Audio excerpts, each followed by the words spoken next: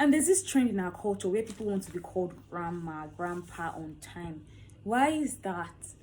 I don't understand. I don't understand. Hey, That's it. First Kiss Podcast. Let me hear you. hi guys. You're welcome to yet another episode of Petite Priscus Podcast. Thank you for always tuning in. Thank you for always listening. Thank you for watching. I just want to say that thank you. Thank you. Thank you. I know that the reason why you keep coming back is because you can relate to all of my vulnerabilities, all of my, would I say rants? I did rants. Do I have rants on here yet? No, I don't have rants. All of my vulnerabilities, all of the issues, I know that you can resonate with them, and that's why you keep coming back. And I know you're also curious, yeah? All right. So, for whatever reason, why you're back here on this pod, thank you for always coming back. Thank you for running up the numbers. Yes. So today, one thing I wouldn't say that this is a vulnerability. Yeah, I won't say it's a vulnerability. It's a thought. It's more like a thought process that I've always had. Yes. Now, what am I talking about? So, backstory. I always have backstories. I don't know if you realize that I always have backstories. So, backstory. Growing up as a child, I've always been an observer. I observe people, I observe things. Why do people act the way that they do? Why do they do this? And that's why I'm interested in psychology. And I took a course in psychology, yeah, an online course during the COVID-19 period. That's how fascinated I am with psychology. And I remember back in uni, yeah, I had a friend, a neighbor and a friend who studied psychology. She'd come to me and start telling me what she learned in class. It was always fascinating to me. I would ask her questions. She'd explain things to me. And even I was usually surprised, like, why are you always fascinated by this? And, over the years, I've come to realize I'm a curious person and I like to learn. And so I just want to know why did this person behave this way? What was he thinking? I want to understand why. You understand? I want to understand the reason why, the thought process of why that happened. So, back to when I was a child. God, I've gone far. Anyways, so back to when I was a child. As a child, I used to observe people, and I observed that old women, yes, old women, elderly women in my environment that period, they always had provision stores. And they were cranky. They were easily irritable. Like, they were always angry. They were always angry, irritable, and they'll be the one that would, curse people's children. I grew up in the Yoruba state, Ogun State to be precise, and they'll be cursing people's children. Any small thing want to shake me. And pardon me if you do not understand Yoruba, or if you're not a Nigerian. For my non-Nigerian audience, ekpe means curse. They curse people's children. Not like the F word cursing. I mean curse. I don't know how to explain it much better. So they curse people's children. They're always angry, irritable, touchy, and all of that. But should I say always? Most of them were usually like that.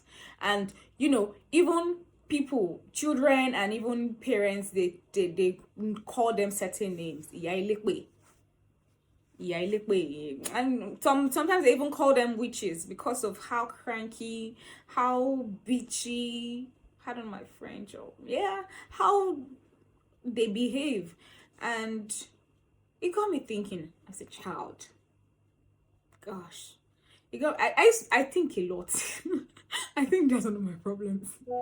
It's a blessing and a curse. It's a blessing and a curse at the same time.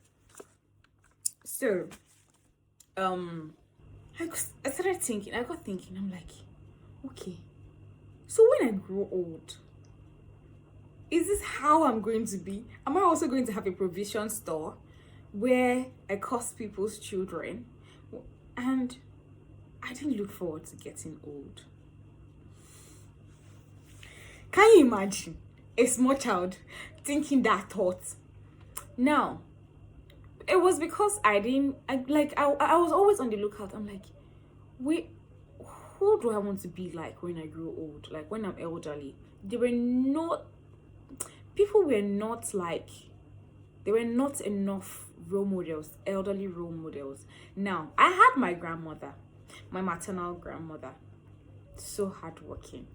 That woman is a hard worker. She's still alive. Oh, she's very old but still alive. She has farms. I've been to her farms. This woman is always farming. Whenever she comes to visit, she's restless, and I think I got that from her. She doesn't like to be idle, so she's always, farming, selling. And my grandmother is not cranky. Now, I know that I don't want to be a farmer because my grandmother is a farmer. She has lots of lands, farmlands, and she's always going to the farm, even as old as she is. Up until now that she's much more fragile, people still tell her, stop going to the farm. But she cannot, because she cannot not be working. And she's still as strong. She's still, I won't say she's still as strong, but she's still agile. She still moves about on her own. She still does her chores by herself and all of that. I know that I don't want to be a farmer, but that was not a good enough role model for me. Yes. I mean, now that I'm all grown up, I know the things that I want to do like her. Not being idle, being busy, being productive, not just being busy. And yeah, so she was not like a good enough role model for me. And it was not satisfying what I wanted, because I always wanted to be a career woman and family career woman all at the same time. So it was like, I didn't look forward to being an old woman physically. And just recently, I started listening to Apostle Femi Lazarus. And then he said several things, and I'm like, what? Damn. All right. So, I started listening to. So, recently, I heard a message, Apostle Femi Lazarus. Unfortunately, I cannot remember the title of that message right now. But he said some things that blew my mind. And I knew that I just had to talk about it, because this was the answer to my childhood question of how do I want to live my life as an old person. And I'm like, what? Thank you, Jesus. This is the answer to what I've been, my lifelong question. Because really, I had not seen any old woman that was really making impact. And I wanted to be one of those old women, I know that there are old women, like, probably they are somewhere in the world, but I didn't see them in my community or in my small community, in my environment.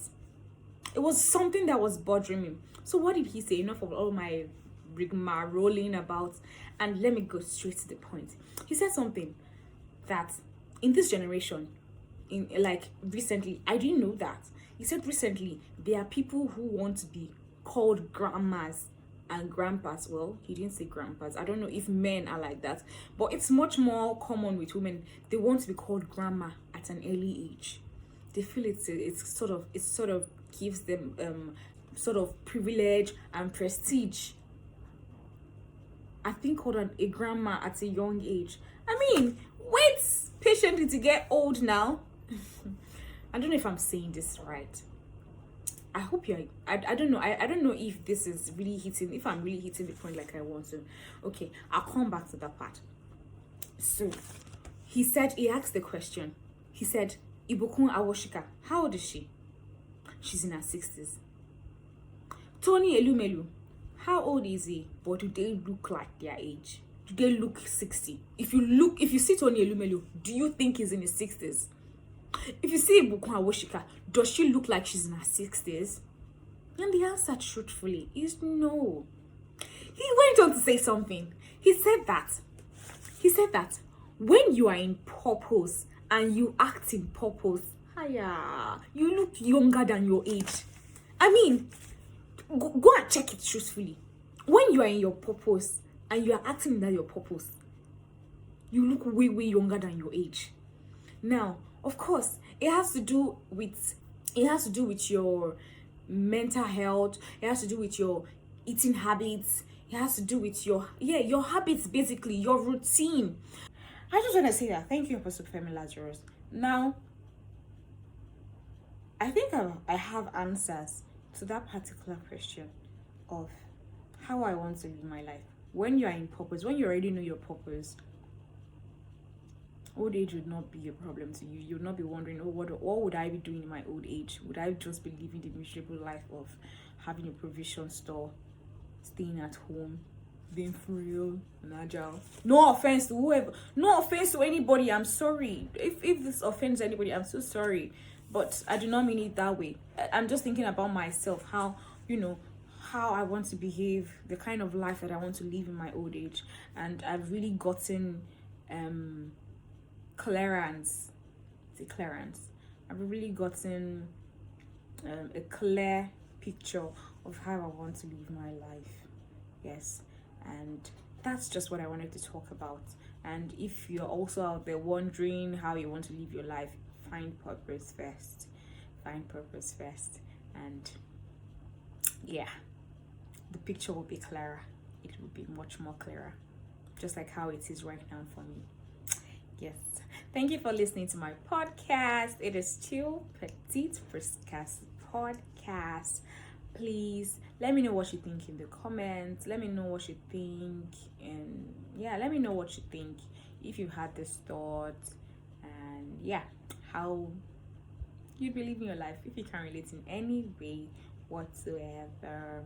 It's peace, love, and a laugh from me. Ciao. Be cute.